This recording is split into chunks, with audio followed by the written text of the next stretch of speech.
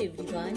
If you like my video, please subscribe, like and share it for watching upcoming videos. Thank you. Hello students, I hope everyone is in good health. Today I am going to start a new lesson, lesson 3, that is water, which is very important in our life. Let us give some introduction about water. It is the second most important substance in our universe. Why second most? Because first is our air. After air, the second most is the water. Now, it is the most important natural resource of our earth. About 70% of the area of our earth is occupied with water.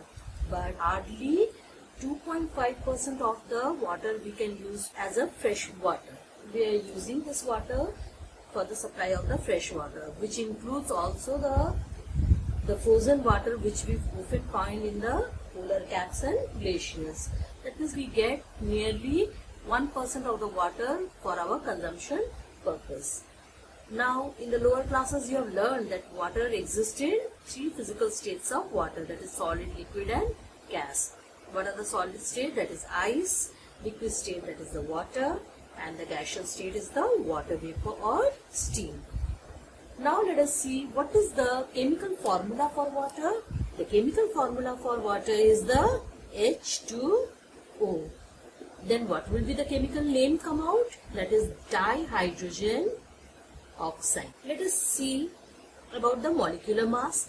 Molecular mass H2 means atomic masses of both we will take. Atomic mass of hydrogen is 1, but 2 are there, 2 atoms are there. So 1 into 2 plus oxygen atomic mass is 16. So 2 plus 16, that is 18. 18 AMU.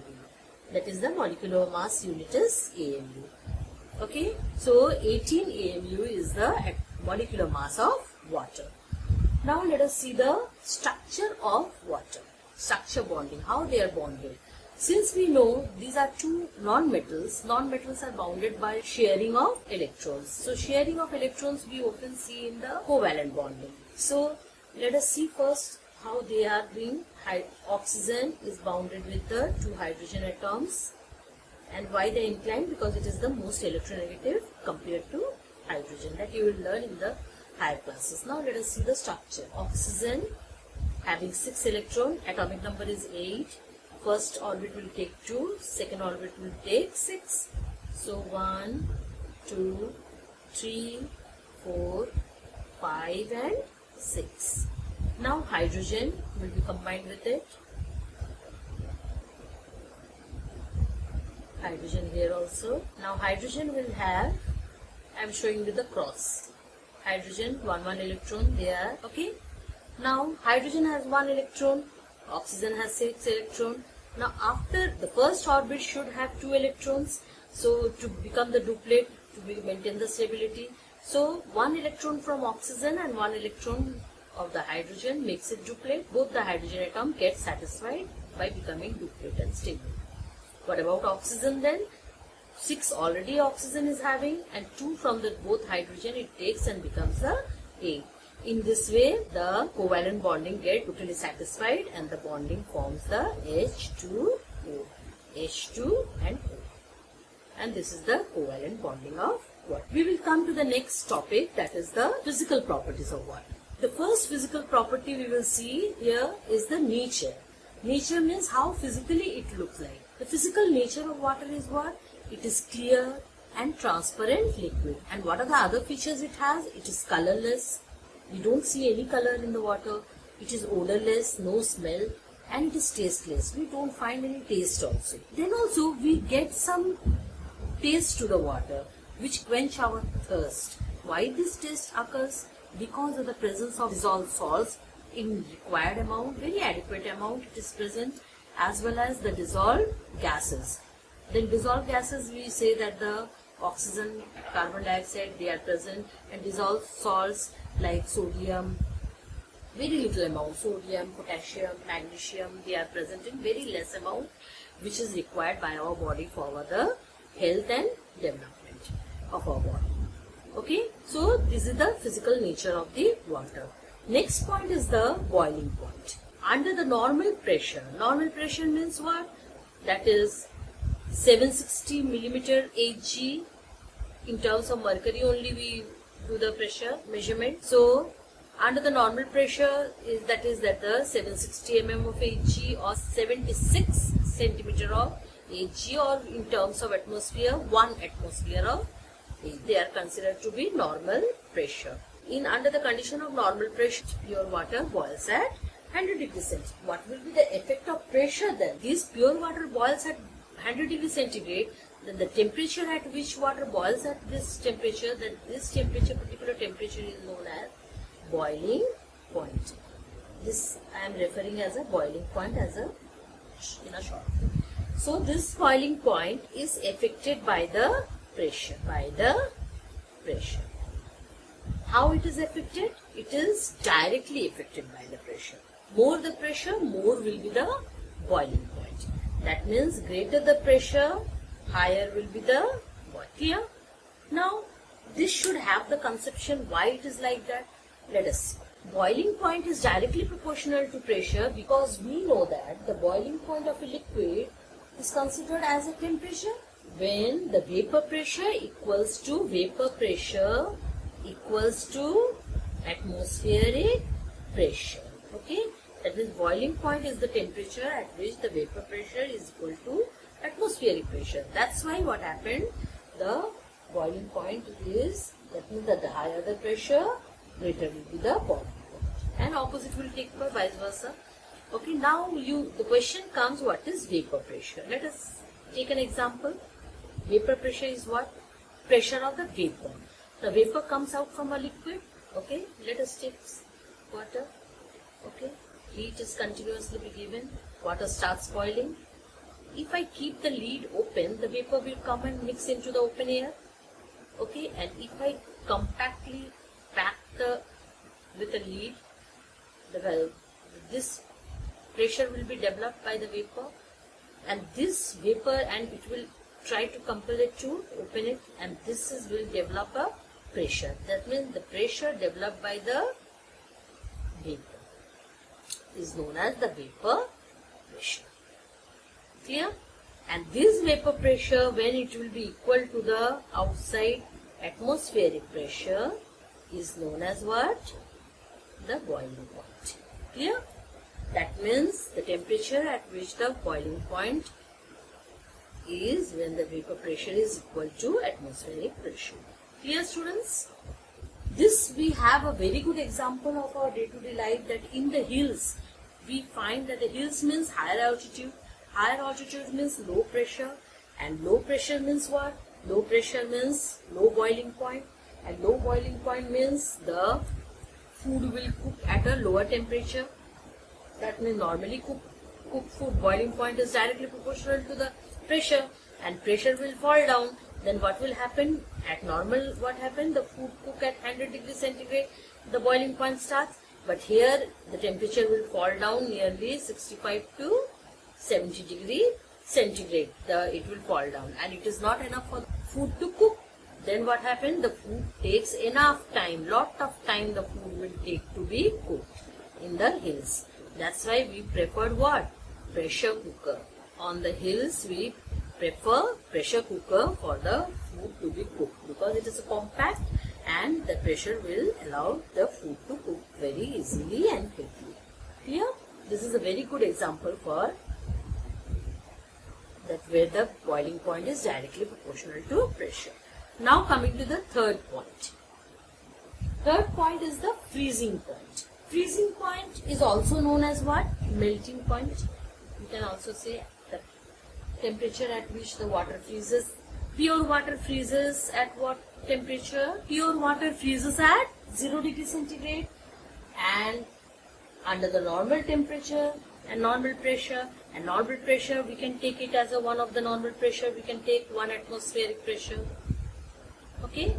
So under the 1 atmospheric pressure, we find that the pure water freezes at 0 degrees centigrade. Now, freezing point has behavior is just the opposite of the boiling point. Freezing point of water decreases with the increase of pressure, because the more pressure you will give, more quickly it will, more pressure you will give, more the time it will take to freeze. That means it will take more time to freeze. That means because it will melt quickly. So that's why what happened, the freezing points decreases due to it is inversely proportional with the increase of pressure.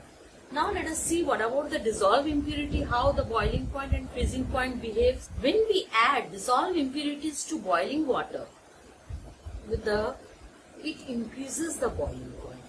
That means if we add dissolved impurities, suppose I add dissolved salt, okay, dissolved salt will be added.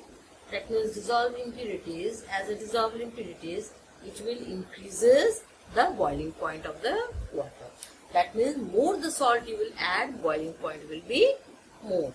That means it will increase the boiling point more and more. The more the impurities you will add, boiling point. Similarly, the freezing point of water also decreases. Decreases means it will go much lower. It will go towards the minus side more and more, because of the presence of dissolved impurities. Dissolved impurities decreases. Impurities decreases the freezing point. That means here you can give the example of the ocean. That means ocean water, you will see how much the climate and weather is freeze down, but you will never find that the ocean water is getting freeze, because it will never freeze at 0 degree because of the dissolved NaCl present in it. That the temperature now it will go to near about minus 15 degrees centigrade. You know, it will never reach that temperature. That's why it remains as water in the liquid form forever. Similarly, in the dissolved impurities also, more and more salt you add and it will become 105 degree, sometime 110 degree.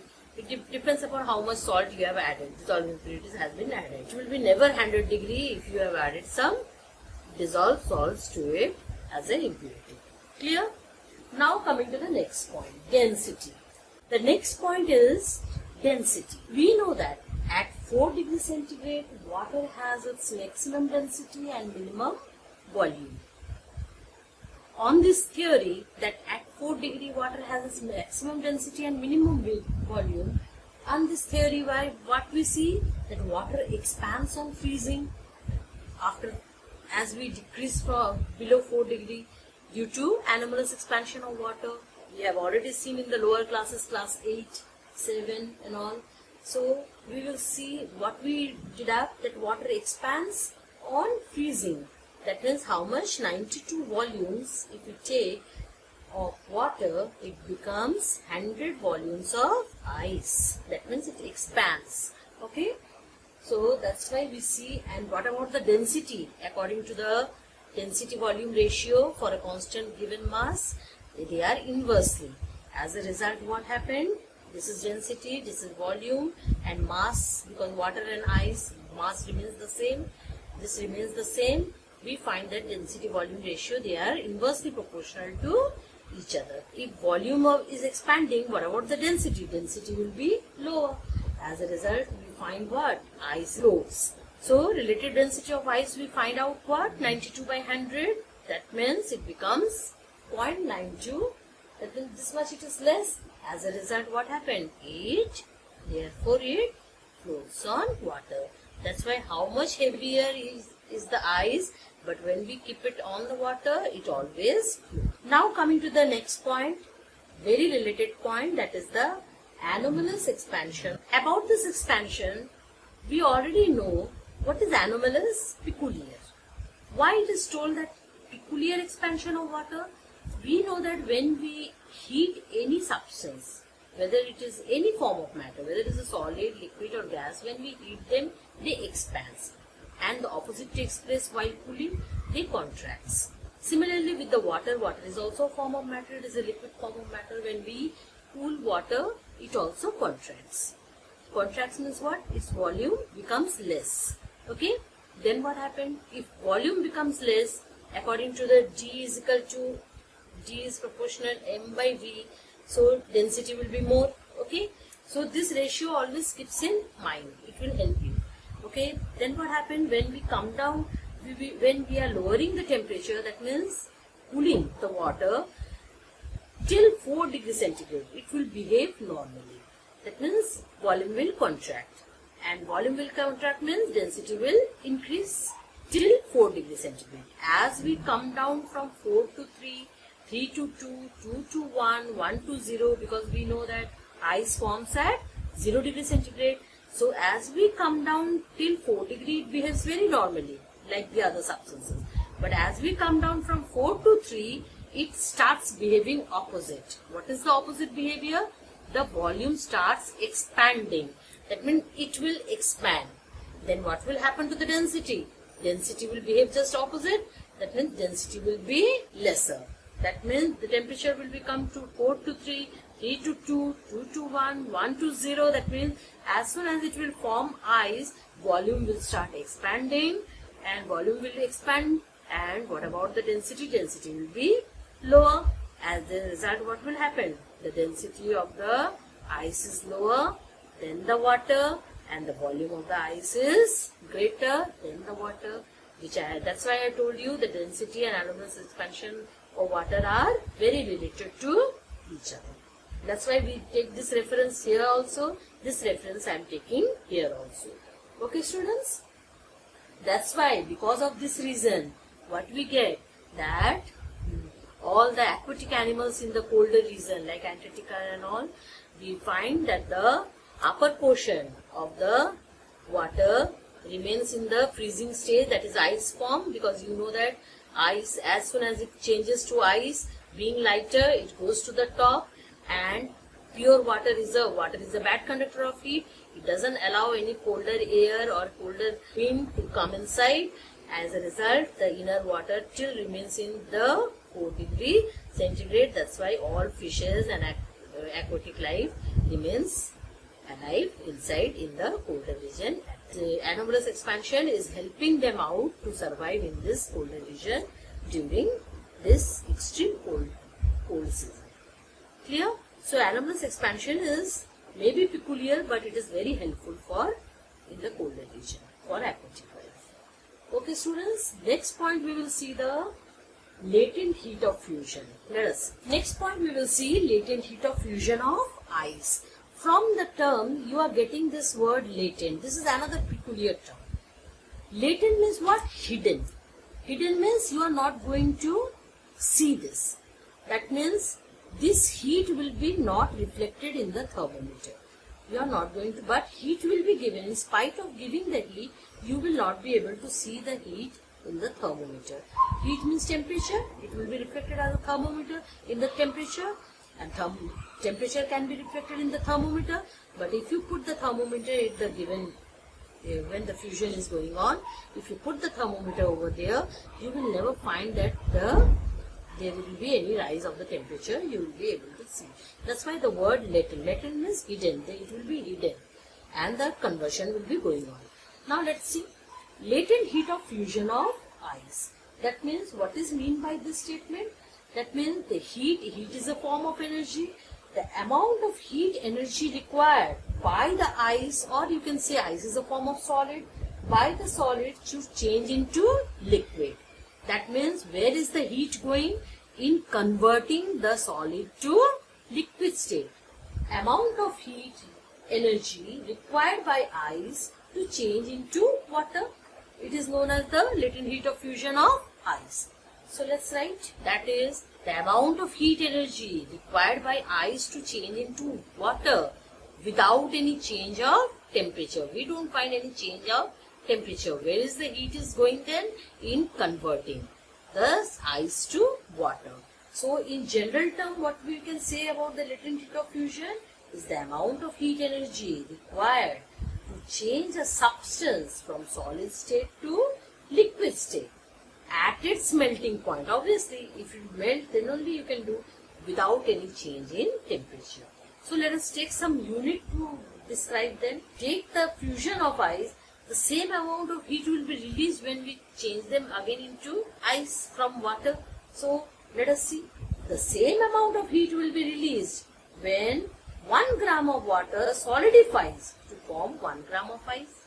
So I can say the amount of heat released by when 1 gram of water solidifies to form 1 gram of ice. Your specific value will be how much?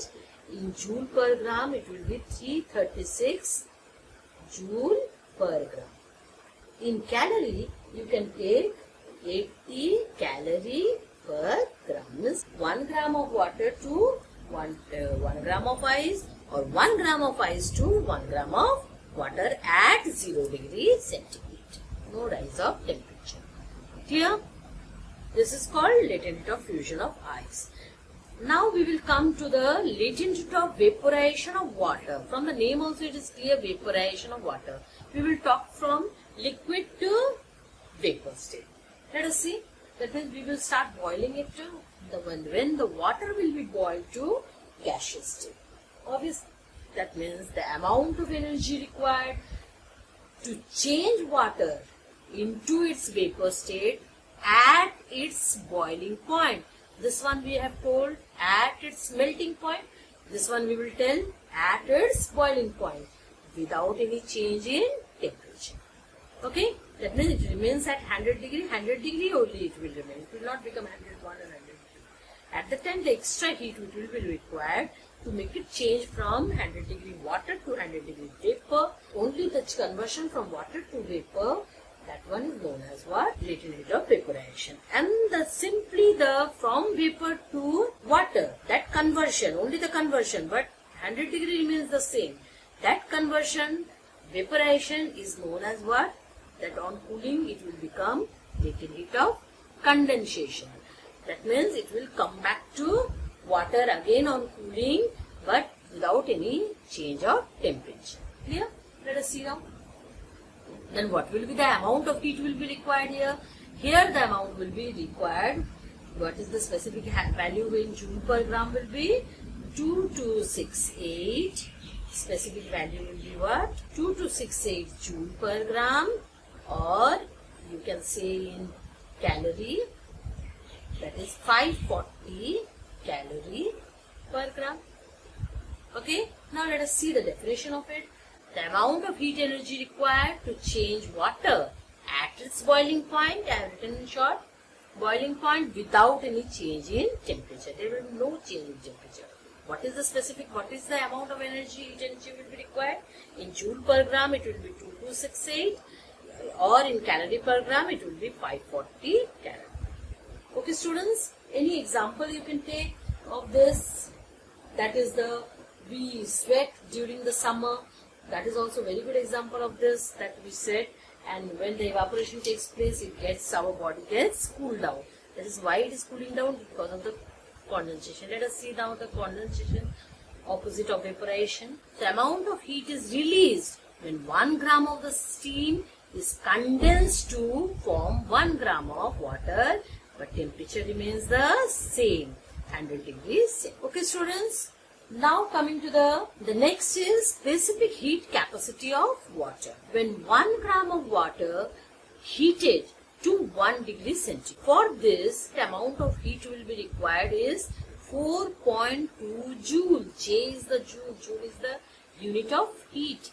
Or 1 calorie heat will be required. You can take any of this one term.